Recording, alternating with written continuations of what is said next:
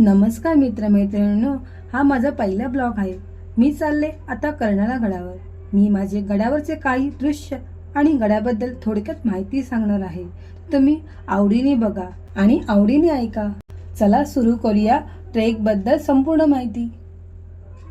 आता आम्ही कर्नाळा फोर्टला जात आहोत। पनवेल स्टेशनला उतरलो त्यासाठी आणि मग आम्ही शेअरिंग रिक्षा पकडली। पर पर्सन 100 रुपये आहे। तर तुम्ही पण इथे जाणार असाल तर मग 100 रुपये रिक्षा जाणार। त्यानंतर आम्ही पोहोचलो आहोत गडावर कर्नाळा फोर्टला। आता आम्ही फायनली कर्नाळा फोर्टच्या पायथ्याशी पोहोचलो आहोत।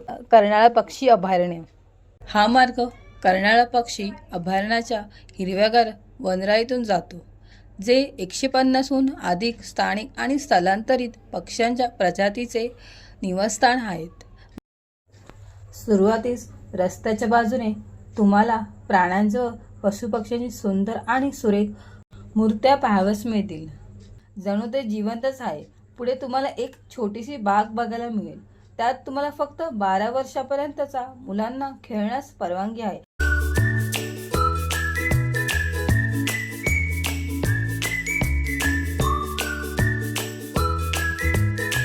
आता चला गडाकडे। कर्नाळा किल्ला, ज्याला फनेल हिल म्हणूनही ओळखले जाते, हा महाराष्ट्राच्या रायगड जिल्ह्यातील एक ऐतिहासिक डोंगरी किल्ला आहे, जो पनवेलपासून सुमारे 10 किमी आणि मुंबईपासून 65 किमी अंतरावर आहे। कर्नाळा पक्षी अभयारण्याच्या आत स्थित असलेला हा 3 किमीचा ट्रेक लोकप्रिय आणि नवशिक्यांसाठी सोपा असून त्यावर चढायला सुमारे 1.5 ते 2 तास लागतात। मार्गाचा पहिला अर्धा भाग तुलनेने चढणीचा असून तो एका सुस्पष्ट वनमार्गात जाऊन मिळतो। 457 मीटर म्हणजेच 1500 फूट उंचीवर वसलेला हा किल्ला 13व्या शतकापासून उभा आहे।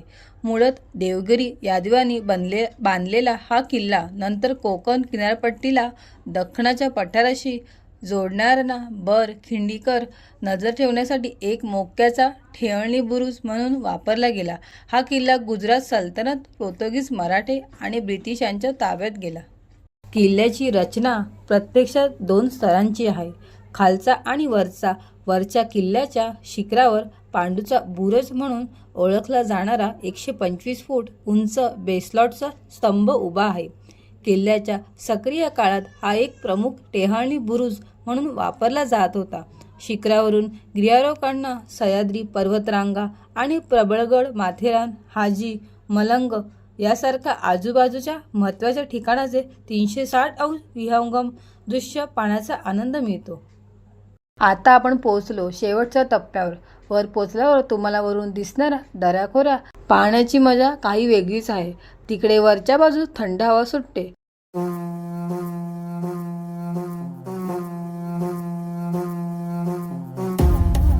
या शेवटच्या टप्प्यावर चढण्यासाठी आम्हाला त्यांच्या बाजूला असलेले लोखंडी पाईपच्या साहाय्याने वर जावे लागले।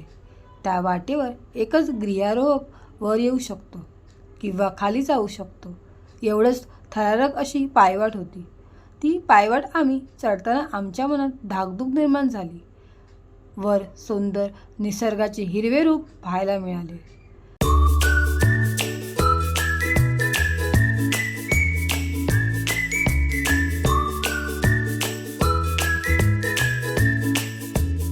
त्यानंतर आम्ही गडाचे दर्शन घेऊन महादरवाजापर्यंत पोहोचलो।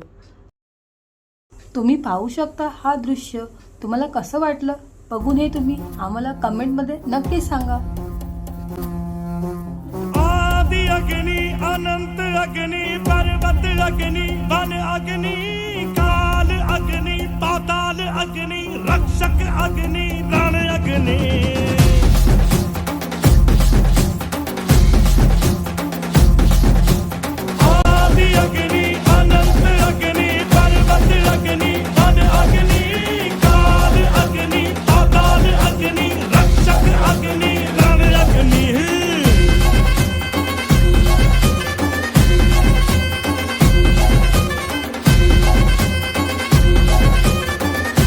किल्ल्याची एकूण उंची समुद्र सपाटीपासून 1440 फूट इतकी आहे। या किल्ल्याच्या मध्यभागी एक खडकाळ सुळका आहे।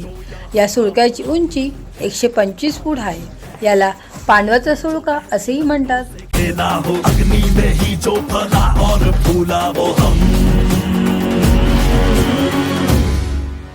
आ कटार लेके आ, तलवार लेके आ, हजार लेके आ जा।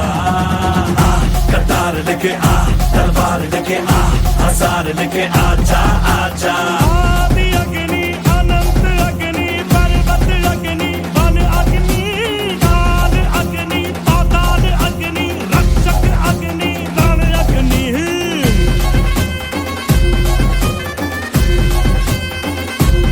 चला मित्रमैत्रिणींनो, माझा ब्लॉग मी इकडेच संपवते आहे. तर तुम्ही लाईक, कमेंट, सबस्क्राईब करायला विसरू नका. असेच नवीन नवीन व्हिडिओ तुमच्यासाठी मी घेऊन येत राहील.